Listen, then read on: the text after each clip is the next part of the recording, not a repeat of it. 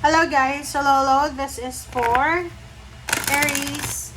Aries, welcome dito sa aking channel, Kapalaran 888. Welcome. Alamin natin kung anong messages, vibration, gabay energy para sa lahat ng Aries. Please comment down below guys if you are resonated. Okay, Aries, mayroon pa tayong mga readings sa everyday, sa monthly. Sa August. Every 2 weeks, every week, parang ganun. So, kunin lang natin dito kung ano yung importanteng message na gustong ipahiwatig sa'yo ng iyong mga spiritual helpers.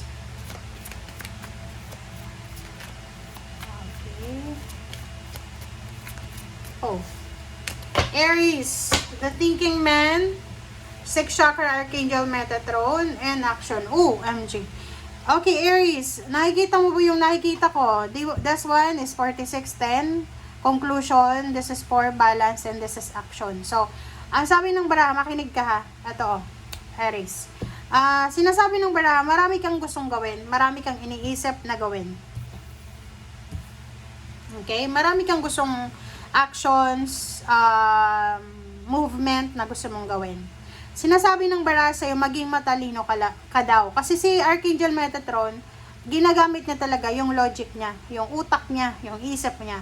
Hindi siya masyadong emotional. So, sa Baraha mong ito, ngayong buwan ng August, in general, from August 1 hanggang August 30, or kung may 31 man yung August, sinasabi ng Baraha, pag-isipan mong mabuti. Kung lalaki ka, pag-isipan mong mabuti ang bawat desisyon, bawat aksyon na gusto mong gawin. Okay? And sinasabi ng Baraha sa inyo dito na maging matalino kayo sa mga pinaplano nyo, sa approach nyo sa buhay. Okay? Iwasan nyo yung mabilis na action kasi pag mabilis yung action, hindi ka talaga makakapag-isip niyan kasi mabilis nga eh. 'Di ba? So magsisisi ka, tapos na.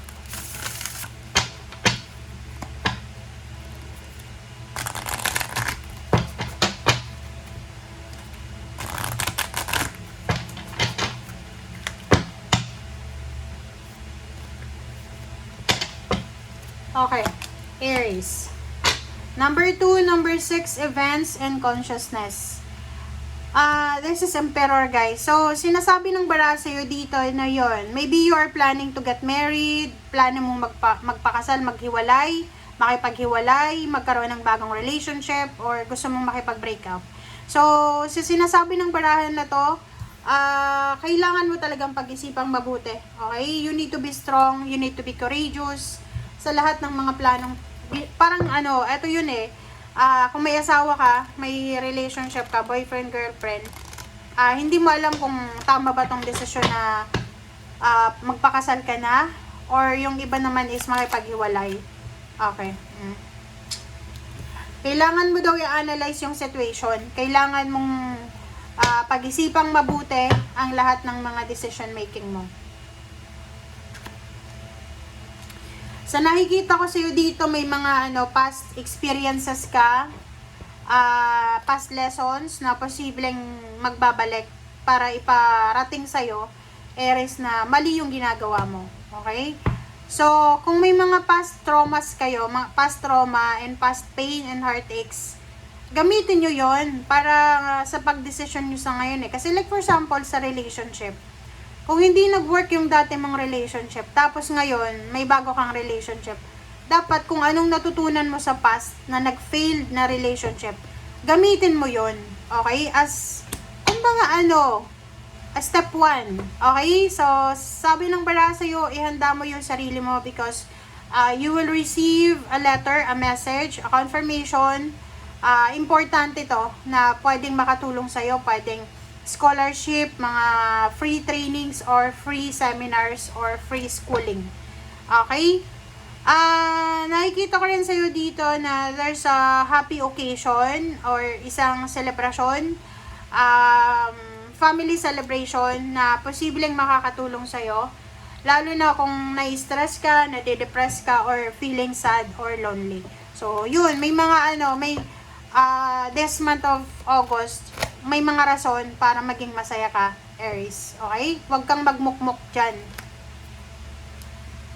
Okay, so sinasabi ng baraha na there's a completion, there's an accomplishment ka na makukuha kung sumusugal kayo, may sabong sugal, whatever man.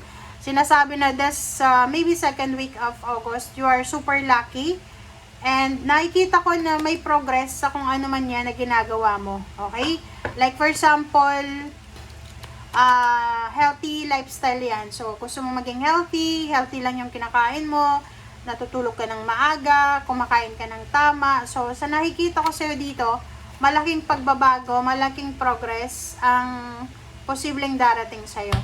Seven of Fire, so sinasabi ng bara sa'yo na lumaban ka sa kahit na anong klaseng tukso. Tukso sa relationship, tukso sa mga bisyo, sa pagkain, sa mga unhealthy habits and lifestyle. Isang water sign, Pisces, Scorpion, Cancer, babae, ang posibleng hihingan mo ng tulong siya, pwedeng hihingan mo ng financial help or emotional help. And sa nakikita ko sa'yo dito, siguro patahimikin mo siya.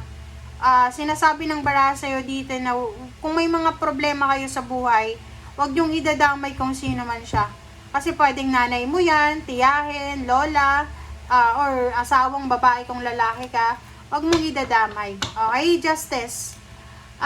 Mag-iingat ka sa batas. Mag-iingat ka sa police or sa militar or sa may mga otoridad. Ay, yun ang nakikita ko sa'yo dito. Sinasabi ng bara sa'yo dito na there's documents, papers, official documents, government papers na kailangan mong asikasuhin. Pwedeng balak mong umutang sa bangko. Nakikita ko sa'yo dito, kinakailangan mo daw mag-save ng pera para sa isang malaking okasyon, para sa isang malaking selebrasyon. Okay, so nakikita ko sa'yo dito may magbabalik sa buhay mo. Nakakaloka. Pwedeng magbabalik yung mga bisyo, magbabalik yung mga temptation. Ako, ingat-ingat kayo. Family occasion, may mga wishes and dreams kayo na posibleng mag-fulfill this month of August. Sa nakikita ko may mga promise sa'yo na posibleng hindi matutupad. Ang nakikita ko rin sa'yo dito, sinasabi na kung may trabaho kayo ngayon, may source of income, proteksyonan nyo daw yan, Aries. Okay, yun. So, it's confirmed. Confirmation, isang malaking celebration, family celebration, full of love, full of blessings. Meron kang mga wishes and dreams na kailangan mo daw na pagtrabahuan. Huwag kang maniniwala sa easy money na yan. Sinasabi ng baraha, kailangan mo daw na kung gusto mong magkaroon ng maraming pera, gusto mong magkaroon ng financial freedom, kailangan mo daw pagtrabahuhan yan. Kailangan mong magtrabaho, kailangan mong pasukin yan, kailangan mong magpagod. Okay? And the Hermit, sinasabi ng barahan na to, kung wala kang trabaho, oras na para maghanap ka ng trabaho. Okay, so hindi ko maintindihan yung mga readings nyo kasi iba-iba siya. So, tingnan lang natin sa mga susunod na readings, guys. Thank you for watching. Bye!